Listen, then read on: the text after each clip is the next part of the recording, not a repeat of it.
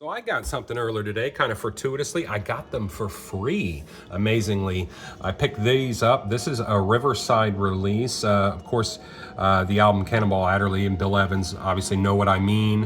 One of his, people consider his most, famous album or his magnum opus. They're 7-inch 33s. They were actually, I looked them up, they're meant to go in jukeboxes originally. They're jukebox releases. I didn't know jazz and jukeboxes was a thing, but here we are. I'm actually listening to Basie Meets Bond right now. And then, of course, on the Jazzland label, which was actually a subsidiary of Riverside, we have Nat Adderley quartets naturally. And they call it quartets because, as you can see on side one, we've got Adderley, we've got Joe Zawinul, Sam Jones, Louis Hayes.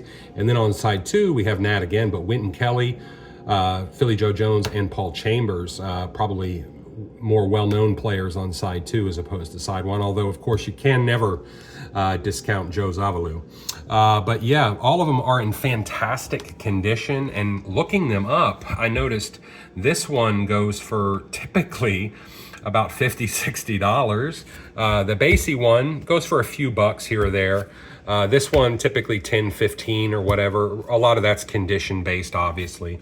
And apart for some small surface scratches after cleaning, they're actually in remarkable condition, and you can still see the shimmer on there, which always tells me that they're in pretty good shape.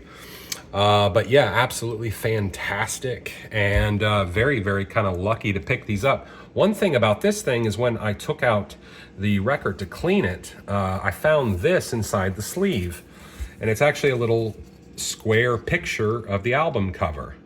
And I'm like, what is that? And then I thought about it for a moment, and I realized that on old style jukeboxes, they would typically, not typically, but occasionally have like photos of the albums, so that when you were scrolling through, you could see the album cover to kind of know what you were playing, that type of thing. And it's amazing that this one still has its original one in there. And of course it's creased, but it's definitely cool, huh?